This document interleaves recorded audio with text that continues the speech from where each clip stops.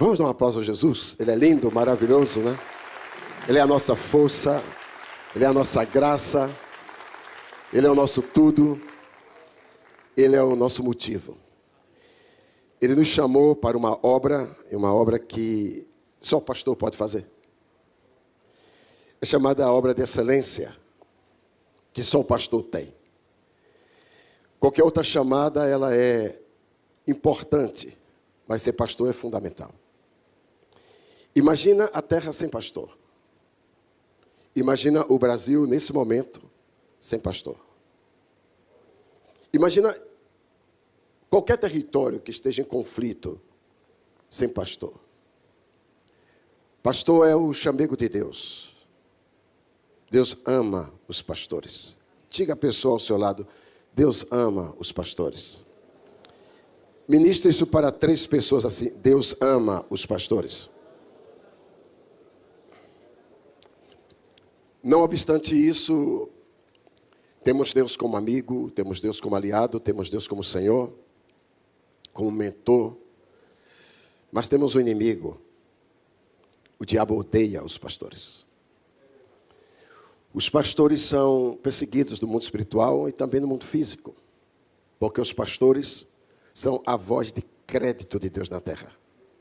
Eles são a autoridade de Deus na terra.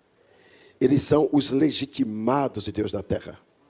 Eles são a autorização de Deus na terra. Quando eu estive aqui da última vez, eu falei num texto que eu vou ler de novo, e não se preocupe que alguns vão dizer, eu lembro dessa mensagem, é a mesma mensagem. Não é. A mensagem nunca é a mesma. Ela se renova e ela se amplia. A revelação ela é uma coisa curiosa, interessante. Você, como pastor, que é leitor da palavra, que é estudioso da palavra, você pode ler o texto quantas vezes quiser. Sempre vai extrair uma palavra nova, vinda do Espírito Santo. Para alimentar aqueles que estão famintos, é um pão novo, é o pão diário, é o pão de cada dia. E lá no livro de Gênesis, eu vou ler só um versículo, depois eu vou tentar caminhar no capítulo da Bíblia, capítulo 4, narrando sobre a história de Adão e Eva e sua família. E o Senhor disse, primeiro eu quero ler um versículo até que você entenda o contexto aqui.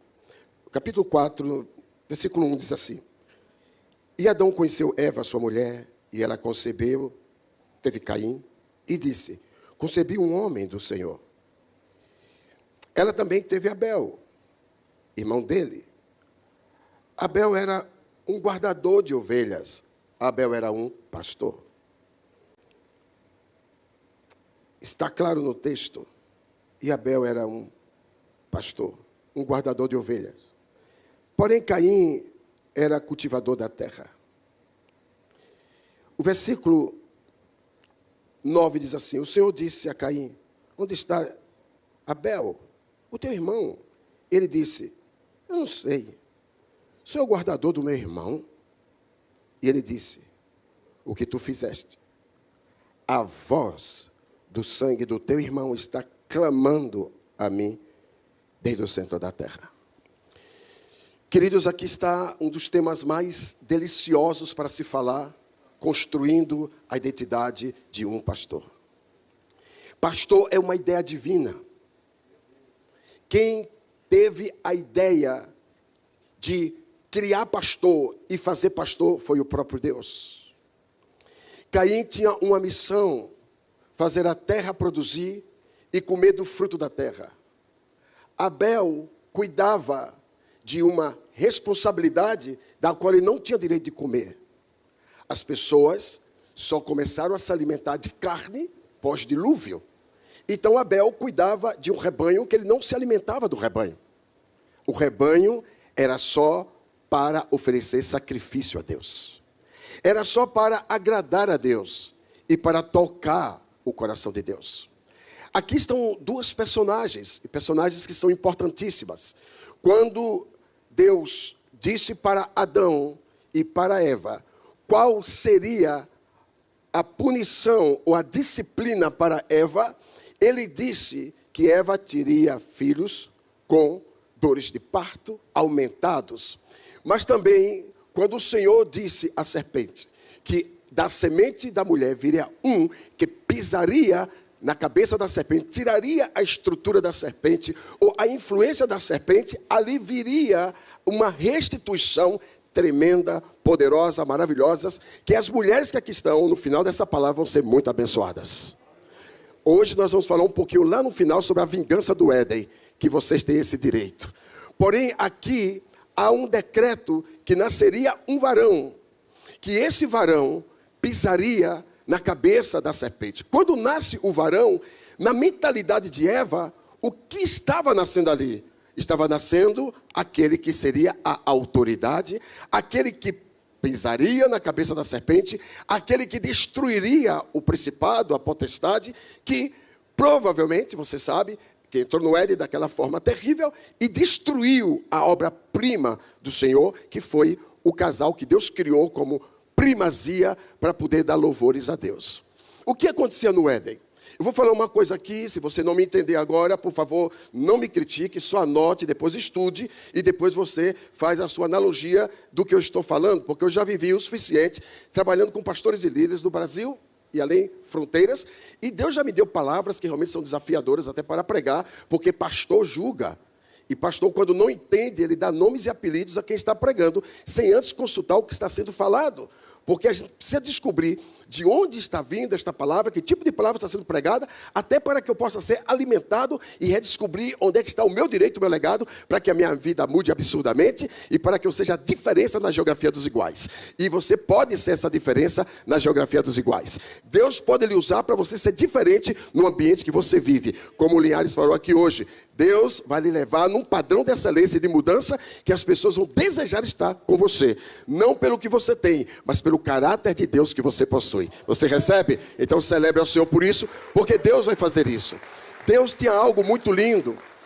Quando Deus criou o homem, Jorge, quando Deus criou a mulher, Ele criou com o objetivo de serem transporte da glória dEle e de refletirem o céu na terra.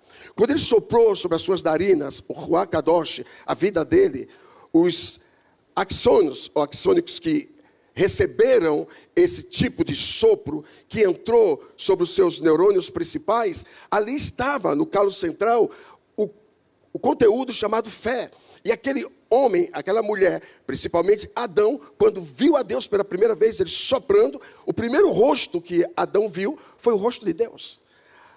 A primeira imagem que Adão viu não foram dos animais, nem das páginas bucólicas que haviam no Éden, foi o rosto de Deus, a face de Deus, olho no olho, nariz no nariz, boca na boca, na mesma altura, e sopra e recebe a vida de Deus. Quando ele recebe a vida de Deus, ele guarda uma imagem, ele guarda e ele segura esta lembrança. A lembrança era do próprio Deus, olhando para ele. A primeira palavra que Deus libera foi lidere. Deus poderia ter dito para ele, olha que obra linda, que coisa linda eu fiz, você abriu os olhos, você consegue me ver? E Deus tecer alguns tipos de elogios para a obra da criação, assim como nós, papais, mamães, quando nasce um filho, a gente se alegra, ainda diz, é a cara do pai, é a cara da mãe, olha que menino lindo, libera uma profecia, porque o pai, só Jesus na causa. Porém, a mãe diz, olha a cara do papai, mas Deus poderia ter dito, é a cara do pai, é a essência do pai, é o conteúdo do pai, e soprou o Ruach Kadosh a vida dele naquele querido Adão. E disse para Adão, domine. Diga comigo, domine. Fala mais forte. Domine. Fala com mais autoridade. Domine. O que ele disse para Adão? Fala a pessoa ao seu lado. Domine. Essa palavra é cosmos kratórias. Ou seja, eu dou para você um governo sobre tudo que passar pela sua vida. Eu ministro para você autoridade sobre tudo que você olhar e você decretar sobre. Eu dou para você autoridade geográfica. Eu dou para você autoridade dentro dessa área pela qual eu estabeleci para você. E não sei se você já estudou um pouco sobre a extensão do Éden, segundo alguns estudiosos, alguns teólogos e alguns arqueólogos bíblicos dizem que o Éden tinha aproximadamente 5.000 quilômetros. É como se fosse de Manaus a São Paulo a Manaus, e que o homem podia se deliciar ali, procurando tudo, e ali ele tinha espaço para correr, para andar, para decretar, para criar, para desenvolver. Então era muito território para uma pessoa, maior do que a Argentina, maior do que muitos países que nós já pisamos no mundo. Então era algo muito extenso, muito grandioso, para o homem poder administrar. Então a palavra que Deus lança para ele é: governe, domine. E domine sobre as aves dos céus, domine sobre os peixes do mar, domine sobre os animais da terra, e tem um ponto e vírgula, e domine sobre a serpente. Deus criou o homem já com a autoridade de domínio da serpente. Deus poderia ter usado qualquer uma outra figura, mas Deus disse: domine, governe sobre a serpente. Você tem governo na parte aérea, você tem governo na parte marítima, você tem governo na parte terrestre, mas você tem governo espiritual. Você não é só um governo para as esferas que você vê, você é um governo para aquilo também que você não vê. Hoje eu te dou autoridade, hoje eu te faço líder, e eu sopro sobre você a minha mente, eu sopro sobre você a minha estrutura, eu sopro sobre você. Aquilo que eu sou vai para dentro de você. Então aquele homem começou a carregar a vida de Deus, e diz a palavra que diariamente Deus vinha visitar aquele homem. Diariamente Deus vinha para se alegrar com ele. E Deus não vinha só, Deus trazia testemunhas. Então observe aqui algo. Hoje nós saímos de casa e vamos para o culto. Pegamos 2 ônibus, 3 ônibus, tem gente que anda até 400 quilômetros para vir aqui ao culto. Isso é a rota do improvável, porque está aí a internet, está aí todo tipo de doutrina em qualquer esquina, mas alguém se fez ovelha, alguém se fez ensinável, e alguém se fez dobrável. Eu quero ouvir o meu pastor, nenhum outro pastor eu vou ouvir o meu pastor. Eu quero me render à doutrina, à palavra que sai da boca do meu pastor. Tem confiança nisso, tem identidade de relacionamento. Eu não vou desejar um outro pastor sobre a minha vida. Mas você vai andar 400 quilômetros, vale a pena você andar 400 quilômetros para se manter na fé, do que andar 20 metros e desviar do propósito. Então isso faz com que as pessoas entendam. Só que você sai da sua igreja, da sua casa, para ir à igreja 1 vez, 2 vezes na semana, correto? Sim ou não? Você é pastor, você vai na igreja todos os dias, ou pelo menos 3 vezes na semana, 4 vezes na semana, no templo, porque você é pastor. Se você não fosse, você não ia. Você sabe disso. Tem cansaço, tem fadiga, tem demandas, tem dificuldades, e às vezes nós não queremos ir. Já houveram dias que eu fui para a igreja porque eu sou pastor. Se eu pudesse, eu tinha ficado em casa. Eu ficaria descansando. Porém, aqui no Éden, tem algo muito poderoso. Deus não só vinha todos os dias ao Éden, como ele trazia a criação com ele, para ver o tabernáculo dele, para ver o homem que ele havia criado, Jorge. Deus vinha do céu para ver o tabernáculo e trazia o céu para contemplar o tabernáculo. Olha o homem que eu fiz. Olha a obra da criação. Eles têm a minha vida, eles têm o meu movimento. Eles raciocinam com o meu princípio. Eles têm a minha mente. Eles não falam o que eles querem. Eles falam o meu conteúdo, aquilo que eu coloquei dentro deles. Então eles são a minha comunicação da terra para o céu. E eu venho toda a tarde para reforçar a doutrina para eles, para conversar com eles. Então havia uma alegria. Mas teve um dia que, quando Deus veio, eles estavam diferentes, porque eles tinham ouvido uma outra voz. E deixa eu dizer algo, pastores. Nós nos tornamos parecidos com aquele a quem nós ouvimos. Nós nos tornamos parecidos com aqueles a quem admiramos. Se você admira Deus, você parece com Ele. Porque há um decreto que nós não só teremos a mente de Cristo, mas que nós teremos a estatura dele. Andaremos como ele anda. Faremos o que ele fez e coisas maiores do que ele fez. Então tem promessas para todos nós. tem promessas para pastores, tem promessas para líderes. Só que quando Deus chegou no Éden para ver a obra da criação, o tabernáculo que ele tinha criado, que carregava a vida dele, tinha uma comunicação diferente dentro dele. Eles estavam envenenados com uma última voz. Se você tem Jorge como seu mentor, e você não ouve as pessoas que Jorge orienta, se suas ovelhas não ouvem as pessoas que você orienta, com certeza elas vão criar uma identidade paralela, e elas serão contrárias ao seu ministério, elas serão contrárias à sua unção, e contrárias à sua chamada. Por quê? Porque você, como legalidade, você abriu um precedente para que essas pessoas ouvissem outra voz. A serpente não queria apenas mostrar o fruto para Eva, nem o fruto para Adão. A serpente queria a linha de comunicação. Era só isso. E como ela começou? Ela começou enroscada no princípio do conhecimento do bem e do mal. E ela lançou uma palavra de dúvida. Não é isso que Deus disse acerca de vocês, que vocês podem comer de todos os frutos do jardim. Eva disse, não, ele não disse isso. Eva queria defender Deus. Escute bem, queridos. Tem coisas que nós não devemos alimentar o debate. Que vira conversa de tolo. Não queira convencer a sua doutrina para ninguém. Viva a doutrina, que ela é suficiente para mudar os corações. Tito capítulo 2, Paulo disse que você não pode entrar no debate de tolo, querendo convencer as pessoas daquilo que elas são inconvencíveis. E Eva tomou a causa de Deus e vai discutir com a serpente. Claro que não ia ganhar.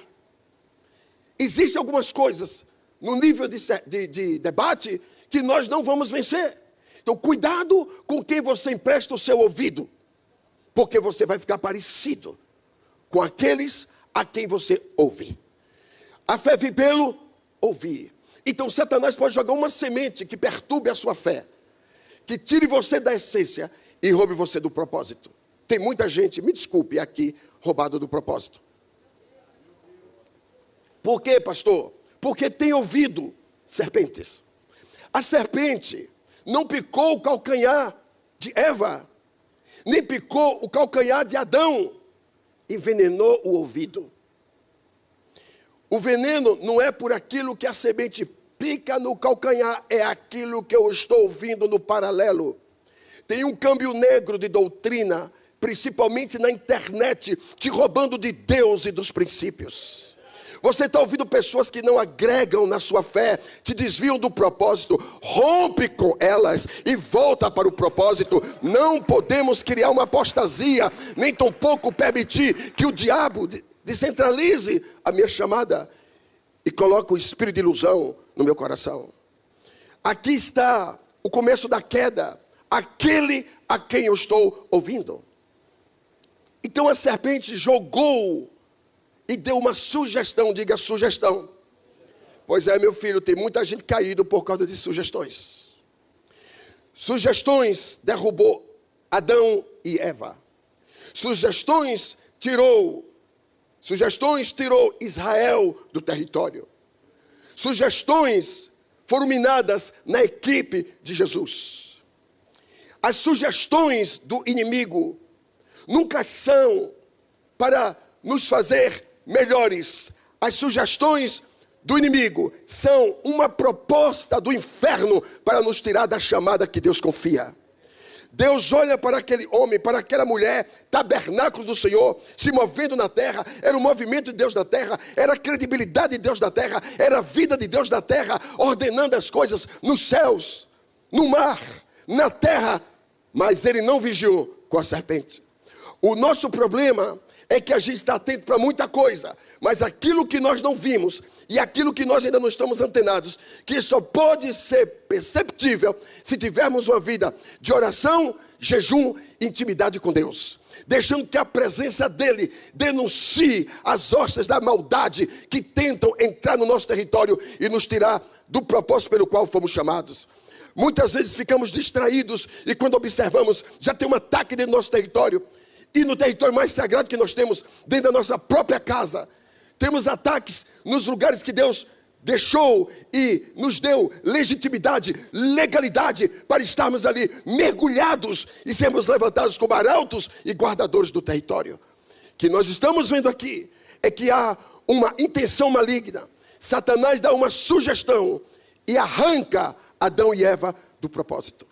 As sugestões, elas não podem ser fora do princípio.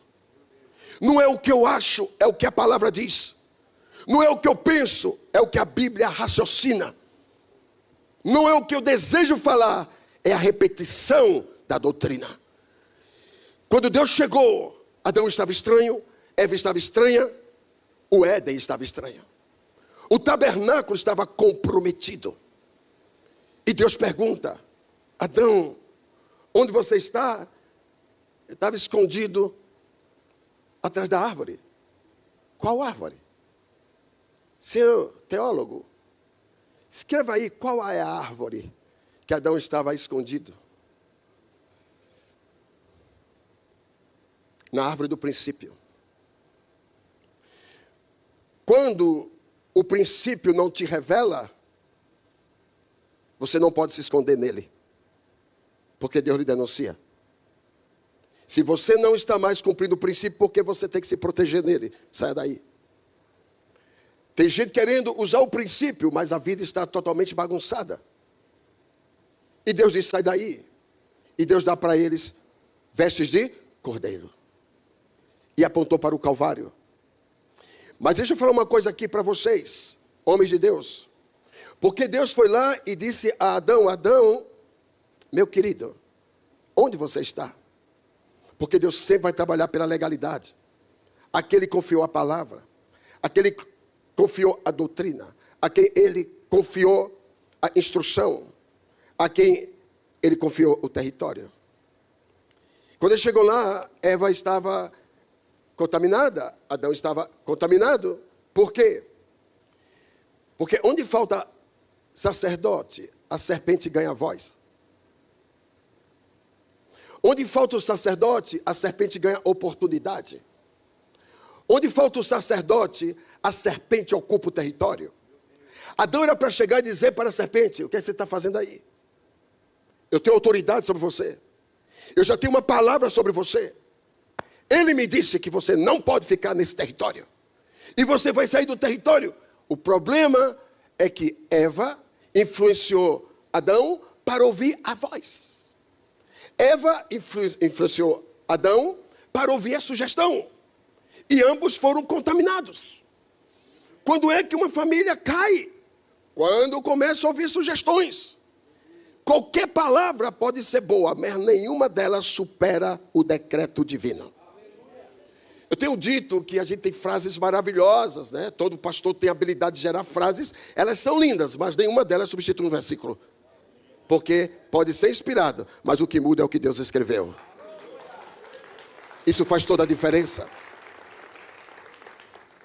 Deus os tira do território e Deus os permite que eles saiam. Deixa eu falar algo aqui, pastor, que dói muito no meu coração. Eu saber que isso faz parte de uma instrução divina. Todas as vezes que alguém erra, tem que ter uma disciplina. A disciplina é um remédio. E a disciplina é um fator de inteligência espiritual para que a pessoa saiba o que ela tinha e o que ela não tem mais. O que pertencia a ela e o que não pertence mais. Nunca vai ser restituído, claro que pode ser restituído se houver arrependimento legítimo. Mas a disciplina é para que a pessoa entenda que ela vai ter algo diferente daquilo que ela possuía. E que não vai ser mais com a bênção de Deus, aqui é a essência do céu. Tem algumas coisas que nós tínhamos que não temos mais. Deus nos deu uma disciplina e nós nem imaginamos que é uma disciplina. Então, a disciplina é um diferencial importante para a construção do caráter de um líder, para ele saber o que ele tinha e o que ele não tem mais. Agora observa, Deus disse para eles: saiam do Éden, e eles vão sair do Éden. Só que quando eles vão sair do Éden, eles não saem com roupa de figo, eles saem com roupa de cordeiro. E eles vão olhando para trás e Deus encaminhando. Eu imagino, agora pensa comigo, se o Éden é essa extensão toda, se o Éden é esse tamanho todo, quanto tempo Adão andou no Éden até chegar ao portal? O tempo para refletir o que ele tinha perdido. Então ele passava pelos lugares, penso eu, a Bíblia não diz, porque a Bíblia é um livro de parada, senão a gente nunca vai conseguir esgotar o livro em relação à revelação que Deus vai nos dar. Então o livro vai parando para que a gente cresça nele, raciocine nele, no princípio. Então imagina Adão andando e vendo os paisagismos, cada coisa linda que tem ali no Éden, e Deus dizendo, você vai perder tudo isso. Isso não é mais seu, porque você ouviu uma voz estranha. Quanto tempo Adão levou caminhando no Éden e vendo tudo o que ele havia perdido? Às vezes nós não caminhamos na geografia externa, mas caminhamos na geografia da nossa alma. E começamos a pesquisar quantas coisas nós perdemos. Porque quebramos o princípio, deixamos que o inimigo se enroscasse naquilo que Deus disse que não podia. E agora estamos paginando a nossa alma e dizendo, meu Deus, o que foi que eu perdi por desobedecer a tua palavra? Nisso aí a nossa mente vai abrindo e o nosso entendimento vai ampliando. Então, Adão e Eva caminhando ali, eu imagino os pitos que Adão estava dando em Eva, dizendo, aí o que nós perdemos, ele nos mandou embora daqui. Só que Adão não sabia para onde Deus estava mandando. O lugar que Deus estava mandando era muito melhor, sim ou não? Não. Não era melhor. Era o melhor da escolha de Adão. Então, a minha consequência me dá direito à minha nova escolha. Então, a minha escolha abrirá o caminho da nova consequência. Então, sou eu quem vou dizer qual é o território que eu quero quando eu quebro o princípio. Não existe ninguém que quebrou o princípio que seja feliz. Ninguém. Pode até blefar que é feliz, pode postar na internet sorrindo, pode escrever textos bonitos e repetidos no Facebook, no Instagram, mas lá dentro você sabe que está arrebentado. E só Deus pode entrar para devolver ao princípio e nos fazer viver de novo. Deus pode nos dar até algo melhor do que tínhamos, mas se o arrependimento não vier, essa bênção não manifesta. E eles vão andando, Linhares, olha que coisa forte. A primeira vez que o Éden abriu foi para a saída. Deus tinha feito o Éden, ele via, porque Deus tem um caminho para entrar no Éden. E tem um caminho para sair do Éden. Mas o caminho para Adão sair, Deus teve que abrir uma porta. E quando ele abre o portal do Éden, a primeira vez que o Éden abriu foi para a saída. Então existem momentos, queridos, que o nosso erro abre uma porta nova para a saída. Para a saída do ambiente que nós estamos. Para a saída do território que nós desfrutamos. Para a saída do lugar que Deus escolheu para nós. Para a saída do propósito pelo qual Deus nos chamou e nos comissionou para tal. Quando nós entendemos isso, a nossa vida ganha um outro nível de reflexão, porque a reflexão é uma provocação divina para refletirmos onde estávamos e agora onde estamos. Quando eles cruzam o portal, digam portal, fala mais alto. Deus diz, esse portal tem que ser guardado e tem que ser fechado para um dia se entrar de volta, quando não sei. E quando ele fecha com 2 querubins, com espadas flamejantes, porque território sagrado, quem guarda é Deus. Só existem 3 vezes que aparecem territórios guardados por querubins: a arca, Éden e os sacerdotes. Ou seja, você que é pastor. Eu acho que merecia realmente um aplauso isso aí. Nenhum outro território. Então, querubins são guardadores de territórios sagrados, que velam a palavra, que velam o pão e que velam a vara de instrução, a arca. E a gente vai vendo que quando fecha ali o Éden, Adão pisa na terra e olha a diferença quando ele cruza aquela atmosfera. Essa semana eu estive na Síria, curioso. Eu estava em Israel esses dias, mas quando eu cruzei a fronteira da Síria, meus lábios estouraram. Eu fui para o Líbano. Quando eu cheguei no Líbano, eu voltei todo empenado. Eu só cruzei a fronteira. Às vezes nós não sabemos que o cruzar de uma fronteira atrai consequências graves. Mas é uma fronteira. Eu não sei se vocês já foram em Tabatinga. É uma rua. Uma bandeira deste lado, Colômbia. Uma bandeira deste lado, Brasil. Você anda na margem aqui. Brasil, Colômbia. Aqui fala espanhol. Aqui tem um tipo de comida. Aqui tem um tipo de cultura. Do outro lado, inverso. Uma fronteira que você cruza é uma linha tênue. O pastor que foi nos guiando esses dias, fomos ao Vaticano, anteontem, mais ou menos 2 da manhã, nós chegamos no Vaticano. Ele fazia assim, brincando. Aqui é Itália, aqui é Vaticano. Aqui é Itália, aqui é Vaticano. Aqui é Itália, aqui é Vaticano. Essa linha, se você infringir aqui dentro é uma punição, aqui é outra punição. Aquele guarda que está ali, ele guarda esse território, mas essa guarda suíça aqui guarda esse território. Se você estiver na linha aqui, você vai ter que decidir para onde você vai para receber a punição. Se para aqui ou se para aqui. Um passo pode mudar a tua vida. O mundo espiritual é a mesma coisa. Um passo pode fazer de você o líder mais derrotado da história. Mas um passo pode fazer de você o líder de êxito que a sua geografia precisa. Eu acho que alguém pegou aqui. Um passo. Então, quando Adão cruza o Éden e entra na terra. Que terra era aquela, queridos? Mesopotâmia.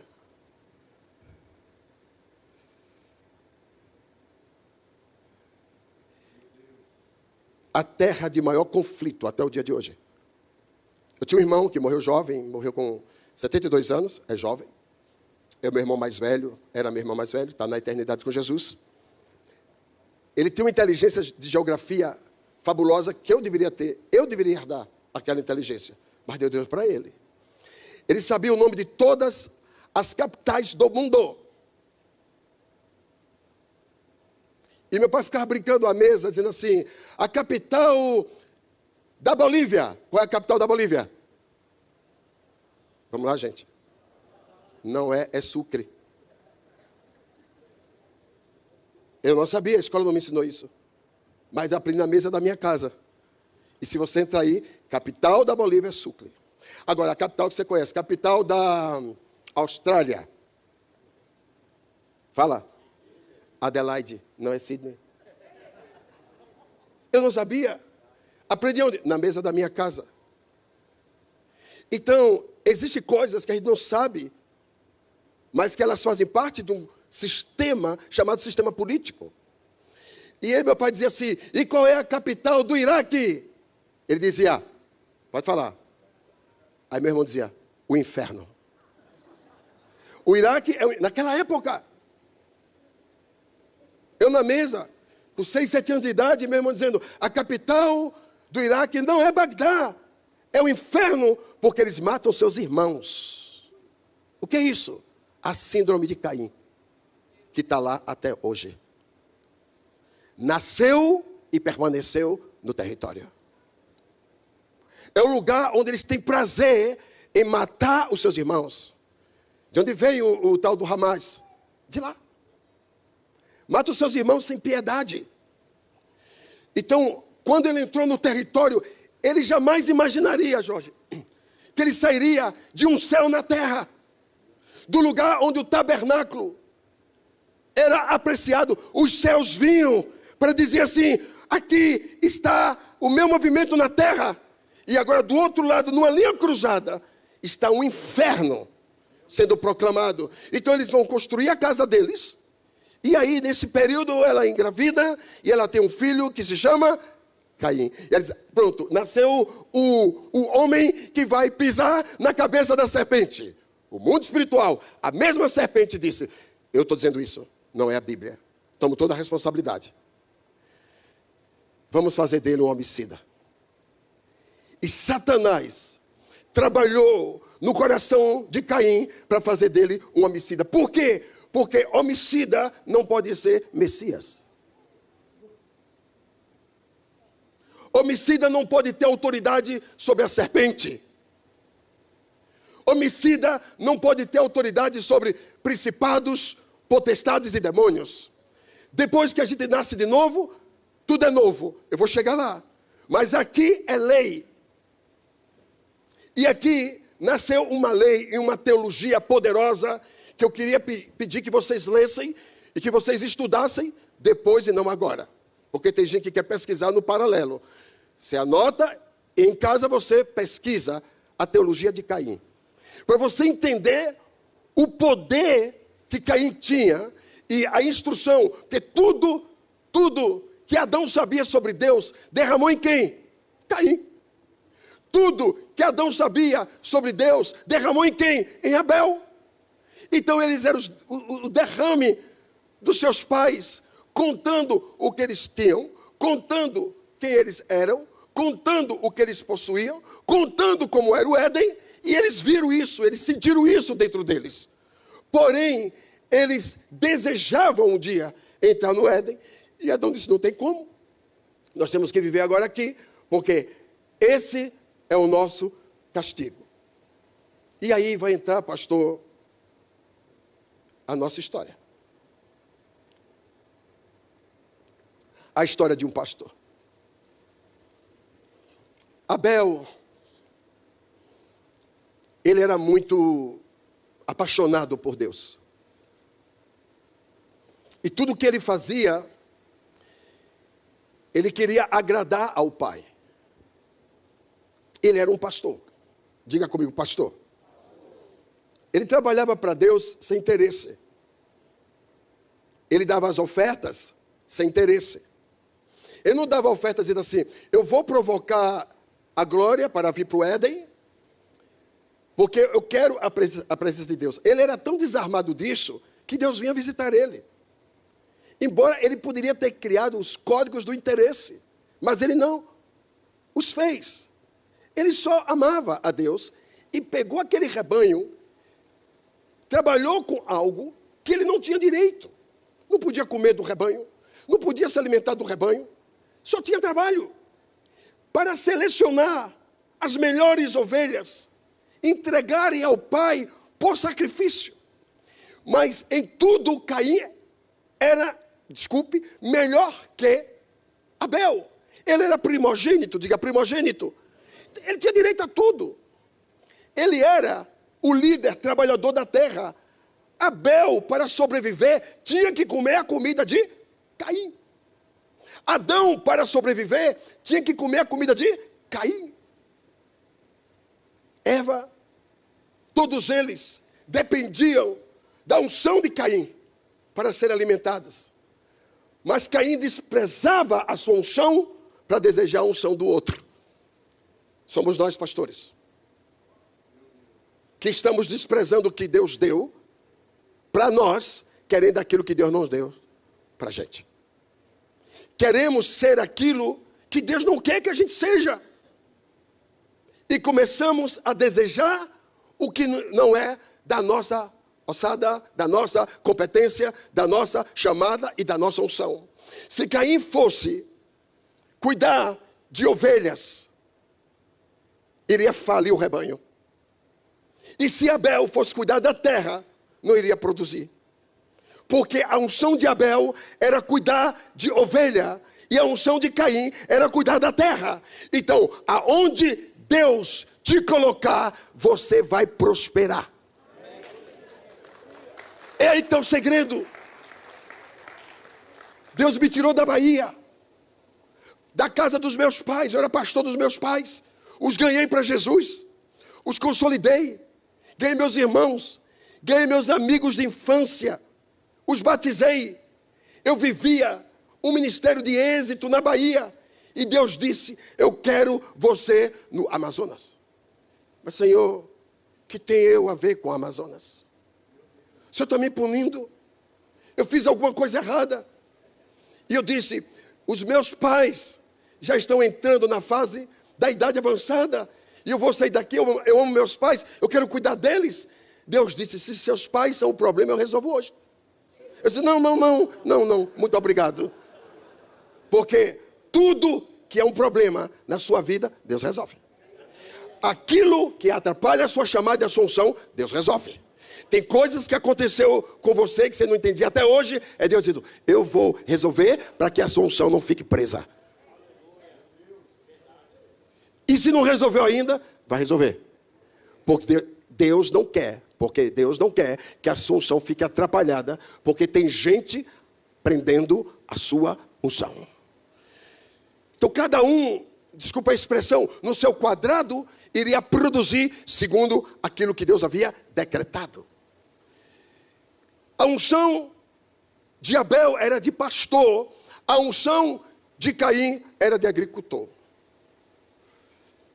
A unção de Caim é tão bíblica quanto a unção de Abel. Porque Deus se revela em João 15 como agricultor. Quando Jesus disse, eu sou a videira verdadeira e o meu pai é o... Então, a questão não era a falta de identificação. A questão era aquilo que estava fora da chamada. Então, Deus se apresenta como agricultor, como ele se apresenta como pastor, como ele se apresenta como cordeiro. Então, ele se apresenta como tudo. Não tinha que se entristecer, tinha que fazer produzir e a casa viver bem. E por que a casa não vivia bem? Porque o sacerdote da casa havia feito uma assinatura com a serpente. No dia que eles conversaram com a serpente, eles mudaram o destino da humanidade. E onde veio a primeira sentença? Dentro da sua própria casa. O problema não é o que vai acontecer no território do outro, é o que vai acontecer no nosso território. Porque todos os territórios são importantes, mas o território da chamada é a nossa família. E agora Adão, quando entra no território, a terra deu abrolhos e espinhos, olha a dificuldade para tratar. Agora tem uma família onde se derrama da vida de Deus e um deles começa a se levantar contra o princípio que foi ensinado na sua casa. Mesmo a terra já produzindo, mesmo a terra já extraída, os abrolhos e os espinhos, a terra já frutificando debaixo da unção que Deus tinha dado, para que pudesse guardar a nova casa, a nova geografia. Agora entrou o perigo. Qual é o perigo? O perigo está aqui, pastores. Olha o perigo. E eu queria que você entrasse comigo agora. Qual foi o perigo de Caim? Qual foi o pecado dele? Vamos adjetivar aqui. Inveja. Outro. Ciúme. Outro. Ódio. Outro. O problema de Caim, pastor, foi o culto. Quem fazia um culto melhor? Se sou eu ou Abel? Quem chama a presença de Deus, sou eu ou Abel? Quem dá a melhor oferta, sou eu ou Abel? Quem atrai a glória, sou eu ou Abel? Quem vai ser mais honrado por Deus, sou eu ou Abel? Abel não estava nem aí, mas ele estava preocupado. O invejoso, o ciumento, o problemático, sempre interpreta o outro. E o adorador, aquele despretensioso, aquele que tem um coração alinhado com Deus, não está nem aí para o invejoso. Porque o que o invejoso quer? Não quer o que você tem, ele quer ser você. Esse é o problema do invejoso. Qual era o problema de Caim? É que ele queria ser o pastor. E tem gente que vai passar a vida toda num púlpito pregando e não vai ser um pastor. Um pregador, um anunciador da palavra, mas não é um pastor, não tem paciência com as ovelhas. Não gosta de visitar. Não gosta de cuidar do rebanho. não tem a interação com aqueles que Deus confiou nas mãos, faz o mau uso do rebanho, utiliza o rebanho para promoção pessoal, quer crescer nas costas do rebanho, quer enriquecer com a gordura, a lã e o leite que não lhe pertence. Muitas coisas entraram de forma venal, e isso foi trazendo um destroço, uma descredibilidade na chamada. A gente olha o rebanho como coisa e não como causa. O rebanho é uma causa do Calvário e não uma coisa para pastor. Você entendeu isso? E tem gente que vê o rebanho como coisa e não como causa. E Deus vai fazer uma transição na nossa mente, dos pastores atuais, para que a gente mude o conceito e a gente volte a ser Abel. Porque Caim é a competição, mas a competição do culto. O que me deixa mais atônito é que o primeiro problema na terra ocorreu por causa de um culto. Minha igreja é melhor. Quantos ministérios pararam de crescer, de frutificar, porque os líderes emprestaram os seus lábios, as suas emoções, a sua essência, sua cultura bíblica, o seu manto de autoridade e de ensino para desconstruir outras pessoas. Qual é o trunfo do meu ministério? É que você pode entrar em qualquer parte da minha história e pegar esses discípulos como testemunha. Quando eu falei mal de alguém, eu não falei nem mal, nunca falei mal nem do Silas Malafaia, que eu tinha todos os direitos. Eu dizia, se Silas for homem de Deus, isso será consertado na história. Se ele for homem de Deus, eu for contra a unção dele, eu vou apanhar de Deus. Se ele não for homem de Deus, ele vai apanhar do Senhor. Quem diria que eu e Silas seríamos parceiros para a tomada de uma nação? O improvável aconteceu. Onde está o milagre? No silêncio. O silêncio é uma voz mais forte do que qualquer trovão que venha tremer a terra. Silêncio é uma voz. A Bíblia diz que até o sábio, quando se precipita a falar, fica tolo. E o tolo, quando fica calado, se revela como sábio. Então, use o código da sabedoria. Não desconstrua o seu irmão. Não venha competir com o seu irmão. E não venha destruir o ministério, porque você discorda. Eu tenho hoje teologia suficiente para discordar de muita gente, mas Deus me disse que o que nos une é mais poderoso do que os que nos separa. A proposta do Calvário é maior do que qualquer sentimento humano, e é pelo Calvário que nós vamos caminhar juntos, porque mulher não pensa igual a marido, nem marido pensa igual a mulher, e não pode divorciar, nem destruir o casamento. E quando chegam os filhos, cada um pensa diferente do outro, eu vou destruir a família, porque meus filhos pensam diferentes? Não, eu tenho que trazer o propósito, a causa. Qual é a causa? Então, queridos, homens e mulheres de Deus, a primeira divisão na terra, a primeira confusão na terra, foi por causa do culto. No Éden, era o culto que Adão e Eva davam para Deus, e como Deus vinha buscar a presença, a serpente entrou e disse, não vai dar culto para Deus. Depois, Caim e Abel, de uma forma linda, Caim na unção de produzir, de produzir, de produzir, de produzir. Abel, meu Deus, fazendo algo que não dava lucro.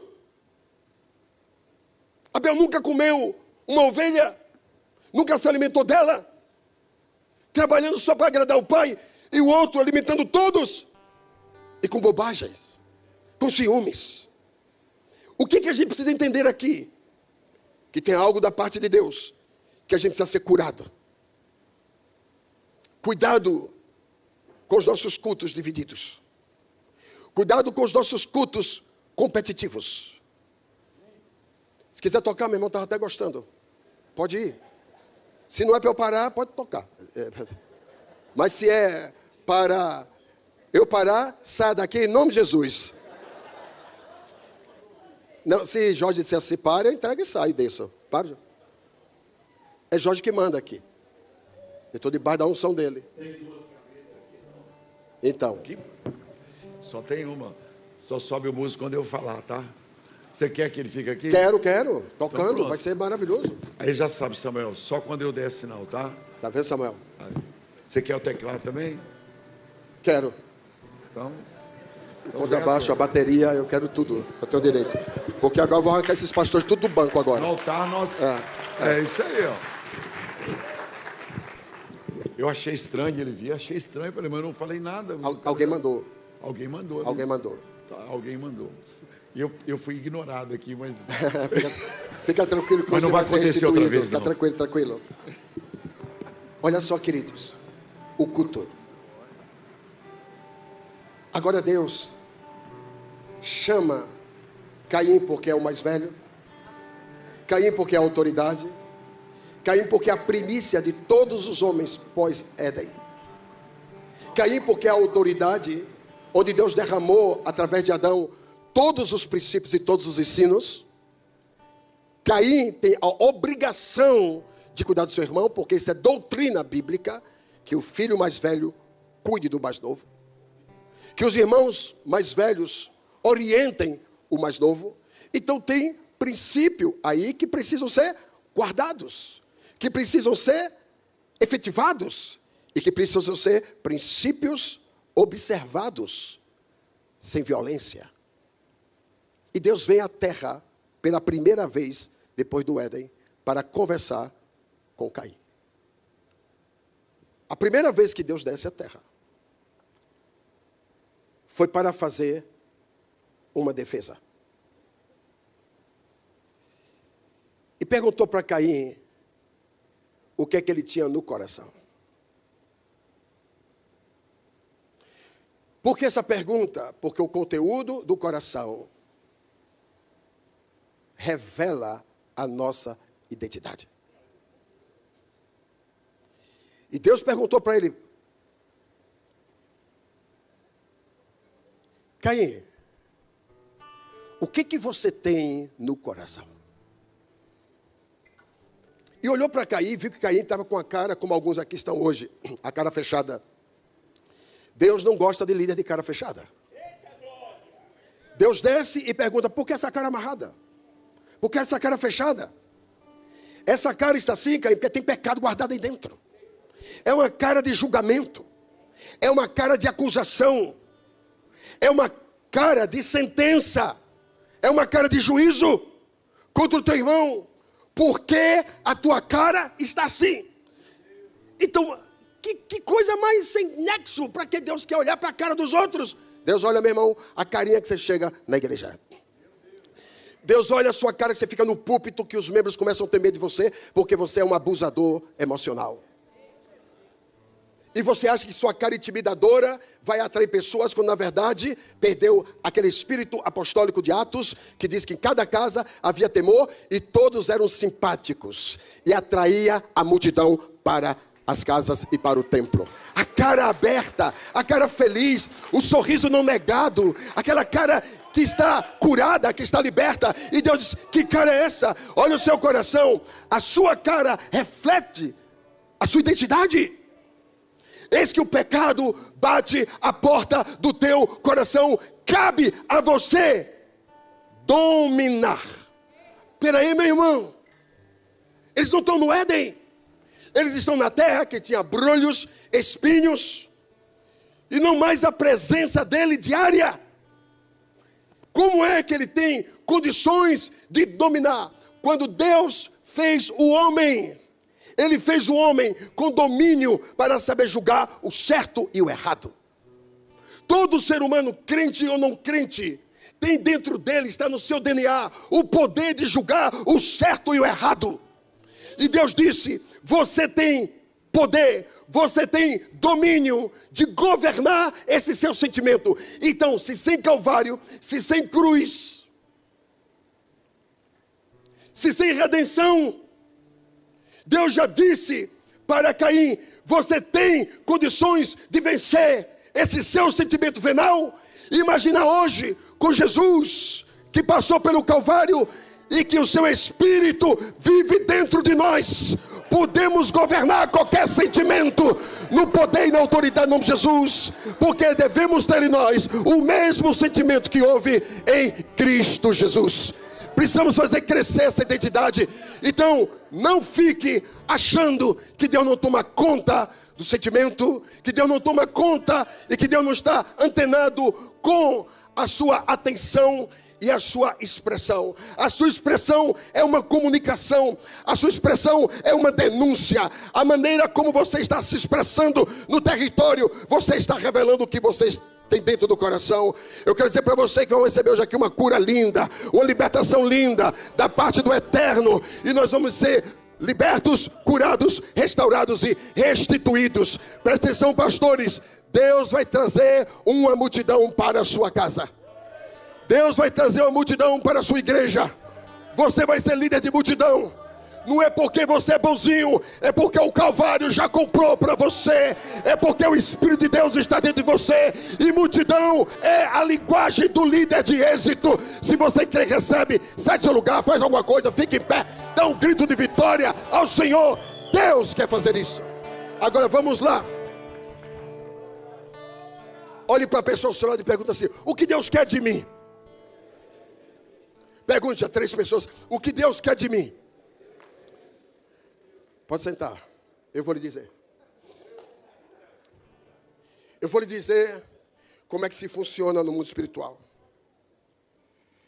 Deus disse para Caim assim, veio a segunda vez. A primeira vez Deus disse: você tem domínio. Ele falou a mesma coisa para Adão. Agora ele diz a mesma coisa para Caim. Quem é que já orou por uma pessoa, por um problema, e a pessoa foi liberta? Diga amém. Quem aqui já orou por uma pessoa, ela foi liberta e ela foi curada? Diga amém. Quem aqui já orou por uma pessoa, foi liberta, curada e restaurada? Diga amém. Quem aqui já orou por uma pessoa, ela foi liberta, foi curada, restaurada e ela foi restituída? Ela tem uma vida melhor do que tinha antes? Diga amém. Então eu quero sua mão na minha cabeça. Porque você é tudo aquilo que eu procuro. Para me libertar, para me curar, para me restaurar e restituir. Não que eu não tenha, mas a gente tem níveis diferentes. Talvez aqui tenha uma pessoa que vai poder me ajudar em algumas áreas que eu ainda não venci. Como disse Paulo, muita coisa eu julgo que já alcancei, mas algumas outras eu não alcancei ainda, mas vou alcançar. Então tem coisas que você não alcançou ainda, mas você vai alcançar. Você recebe? Muito bem. Quem foi que fez a primeira libertação em Caim? Quem foi que fez? Pode falar. Deus. Quem foi que fez a cura interior em Caim? Pode falar, irmãos. Quem foi que fez a proposta da restauração de Caim? E da restituição? Deus. Ele teve êxito? Não. Você sabe por quê? Porque quando a gente tem a síndrome de Caim, nem Deus resolve esta causa.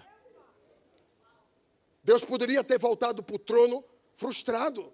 Como é que eu converso com Caim? Ele não muda. Como é que eu converso com Caim? Ele não é liberto. Como é que eu converso com Caim? Ele não é curado. Como é que eu converso com Caim? Ele não é restaurado nem restituído. Deus poderia voltar para o trono em crise. Pastor, pare de besteira. Quando você orar por uma pessoa e a pessoa não desejar ser liberta, curada, restaurada e restituída, o problema não é seu. Você não é Espírito Santo para fazer obra de convencimento em ninguém. Porque se Deus não fosse Deus, Ele poderia estar em crise no trono, dizendo: eu não tive êxito com Adão, eu não tive êxito com Caim. A questão não é Deus, é o coração ruim, é o coração fechado, é o coração cheio de pecado, é o coração estabelecendo juízo sobre os outros, que nem Deus penetra. Às vezes, como líderes... Estou bravo não, tá? É só a eloquência.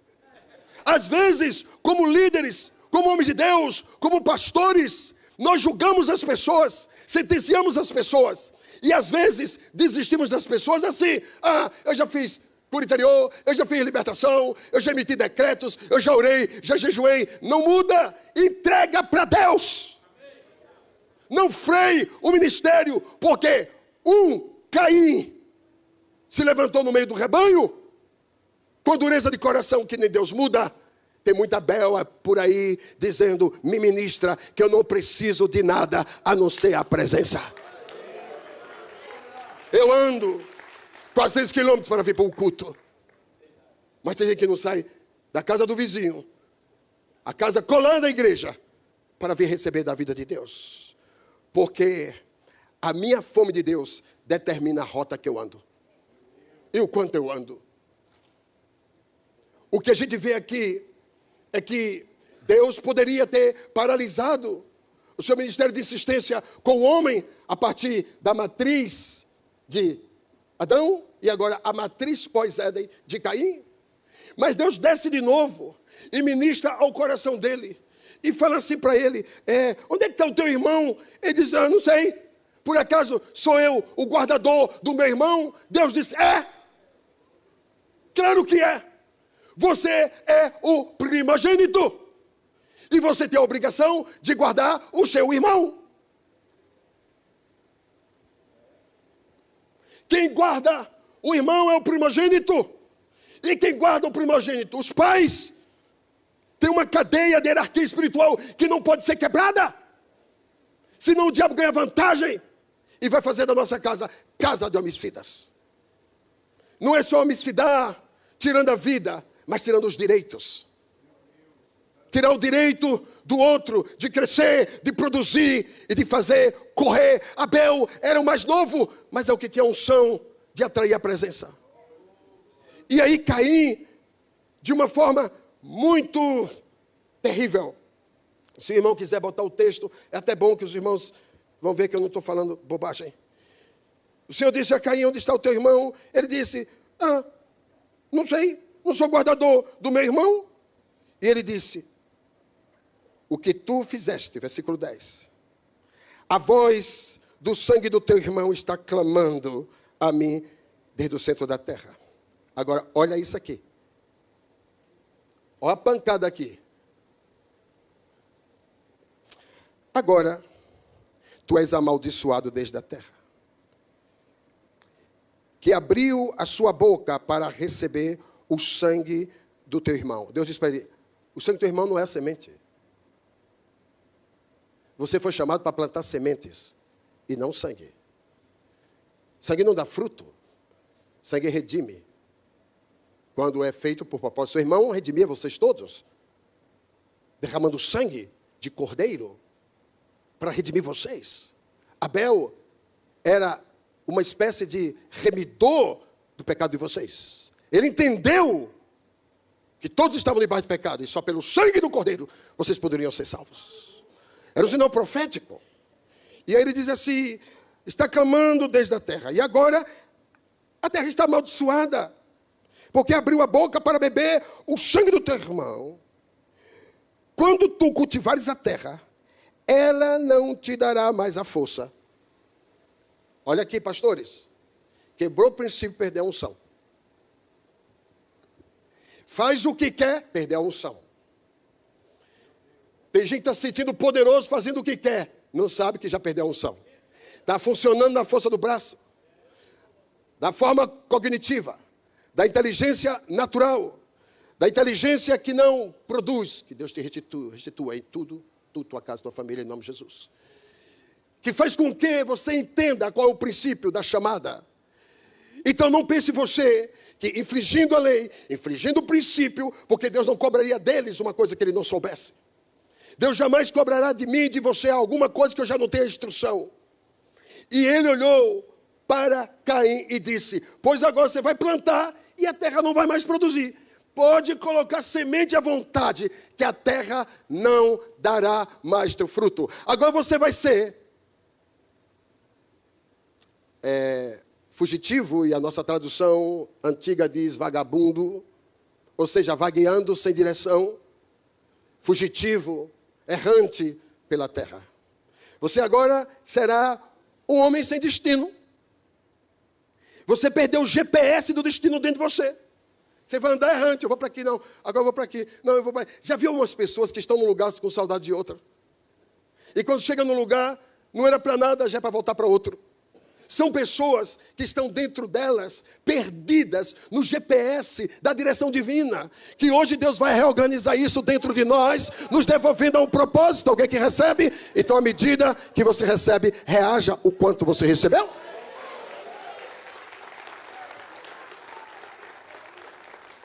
Vamos lá, caminhando para o final. Olha o que ele diz. Aí, Caim responde a ele, depois que ele disse: quando tu cultivares a terra, ela não te dará mais a sua força, fugitivo e errante serás sobre a terra. E Caim disse ao Senhor: o meu castigo é maior que o teu perdão. Nasceu a teologia de Caim. Você sabe o que é um serzinho de nada confrontando o Todo-Poderoso? Por um acaso, o meu pecado é maior do que o teu perdão? Essa tradução ela foge um pouco. O meu pecado é maior do que o teu perdão. O meu pecado, o meu castigo é maior do que eu possa suportar. Então, o cara, ao invés de dobrar os joelhos, pedir perdão, se arrepender, argumenta, rebelde, não raciocina espiritualmente. Ele quer provar que ele está certo quando ele está errado. Ele quer convencer os outros de que todos estão errados e ele é o centro. E ele começa a perturbar todos que passam pela vida, não só dele, como a vida dos que estão no arraial. Eu quero dizer para você, meu filho, que tem algumas pessoas que saíram da sua vida, não foi porque elas quiseram, Deus as tirou de lá, para que você pudesse correr para o destino e não ficar errante, fugitivo no propósito. Não fique questionando a Deus, querendo uma síndrome dessa de volta na tua vida. Oh meu Deus, por que tu fez isso comigo? Deus não dá atenção a rebelde. Deus não cita nome de rebelde.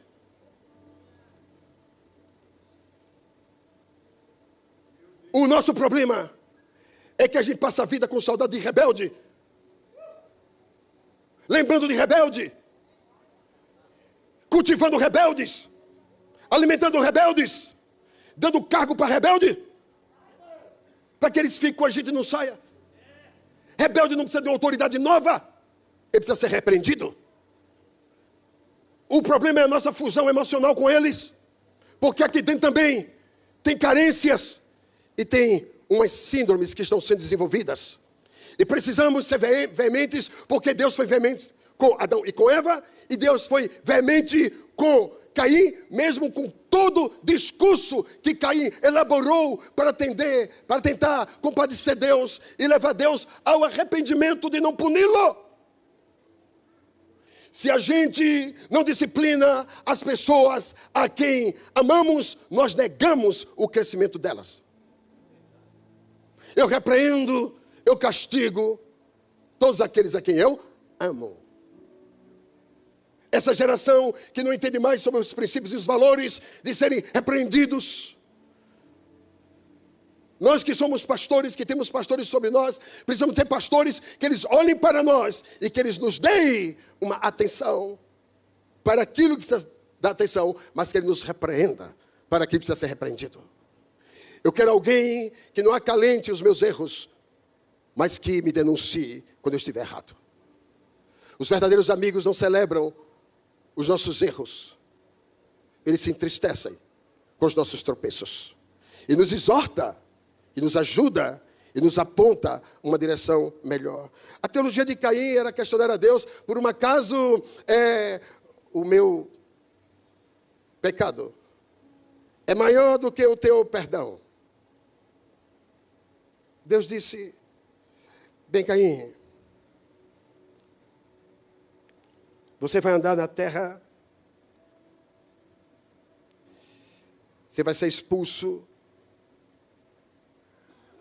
Todo aquele que matar Caim ou estabelecer vingança, se tornará sobre ele. Aí está a doutrina. O pecado de Caim, 7 vezes mais. Agora você vai entender Jesus. Quando Pedrão chegou e falou, por uma acaso eu tenho que perdoar os Caíns da minha vida 7 vezes? Ele disse, não, 70 vezes 7. Porque a doutrina de Jesus é limitada no perdão. Alguém recebe aí? Acho que você não pegou. Se você pegar, você ia vibrar mais, porque você foi perdoado. Porque tem uma sentença de cair em nós, precisa ser removida, para que a gente possa ser restituída. Pedro é a voz da igreja, dizendo, eu vou ser perdoado 7 vezes mais, como aquilo que está estabelecido para Caim. Não, 70 vezes 7. Nós vamos agora entrar com um nível de compaixão para salvar essa geração. Essa geração caiu, porque Caim precisava de Abel com aquele sangue. Agora vocês vão ter o meu sangue. Agora vocês vão ter a minha vida. Eu sou uma espécie de Abel. Eu sou Messias. Eu sou tudo que você precisa para que sua vida seja restituída. Eu sou tudo que você precisa para que você volte a ser o que você não foi, que era para ser e você deixou ser roubado no meio do caminho. Eu vou lhe restituir. Eu vou restituir a sua vida, eu vou restituir a sua casa, eu vou restituir a sua unção, eu vou restituir o seu ministério, eu vou restituir a sua chamada, eu farei de você mais excelente do que você é em tudo. Deus tem algo muito poderoso para fazer a partir de nós. Só para vocês terem uma ideia, quando Caim saiu, a punição de Caim foi linda. Por quê? Porque Deus colocou dentro de Caim a saudade de Abel. Tudo que Caim fazia era lembrando de Abel. Se fosse meu irmão faria assim. Se fosse Abel, ele procederia assim. Isso ele não faria assim. Ele faria de uma outra maneira. Você sabe por quê? Porque Caim desejou a unção de Abel. Não teve, mas guardou na lembrança tudo que Abel fazia para atrair a presença dele. Pausa. Vocês sabem que Caim saiu e fundou uma cidade. Se casou. E ali nessa cidade que ele fundou, ele deu o nome de Enoque. O que é Enoque? Uma geração que anda com Deus. Caim estava tão perturbado dentro dele, que ele disse, todo mundo que mora nessa cidade vai andar com Deus. E pôs o nome da cidade Enoque. Onde é que você mora? Eu moro na cidade que anda com Deus. Fantástico isso, eu estou todo arrepiado, e você não? Ou você está voando ainda aí? Você acha que é por acaso que Caim colocou o nome da cidade Enoque? E aí nasce o seu primeiro filho, e ele dá o nome de Enoque. Ei, cara, você vai andar com Deus. Porque eu tinha um irmão que andava com Deus. É maravilhoso andar com Deus. É muito bom andar com Deus. E você, meu primogênito, será como a cidade. Todos vão andar com Deus. Deus não fica devendo nada a ninguém. A história prova que Deus restitui até aqueles que se arrependem dos seus maus caminhos. Embora tenha um texto que fala sobre Caim, lá na revelação de Pedro, que a gente vai falar depois, numa outra época, que aí dá noção do que realmente Caim foi como homem perverso. Porém, da descendência de Caim, nasceu um homem chamado Jabal. E esse era pastor. Você vai ser pastor. Eu tenho um irmão que andava com Deus. E ele era pastor. E você, Jabal, da minha descendência, vai ser pastor. Quem poderia dizer que da descendência de Caim iria nascer pastores? Aí vem e nasce o outro da descendência chamado Jubal. E esse quer dizer o pai da adoração. Me conta aí o que é que está acontecendo. Me diga que eu estou inventando. Por favor. Me tira daqui. Está inventando coisas. Caim desejou tanto ser Abel, que ele fez o que ninguém fez. Colocou uma cidade para andar com Deus. Seu primogênito para andar com Deus. Sua descendência para ser pastor e para ser adorador. que Jubal também é chamado o pai da música, o primeiro chofar a ser tocado, a trombeta para anunciar que Ele é o Senhor. E assim como a última trombeta vai tocar, Ele vai voltar para buscar o seu povo. Por quê? Porque a história bíblica ela é linda, ela se completa, ela se harmoniza.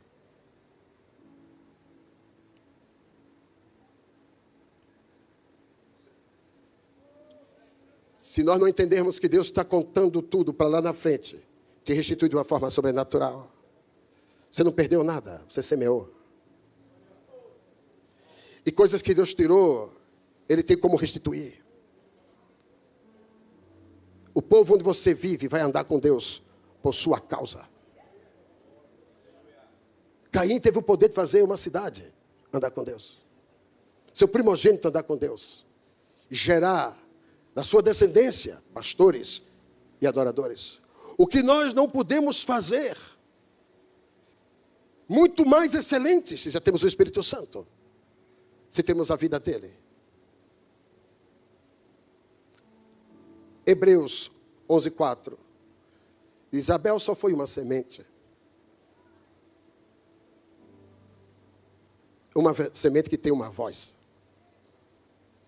Deus disse, a voz de Abel clama. Hebreus 11, galeria dos patriarcas da fé, diz, e Abel é uma semente que tem voz. A semente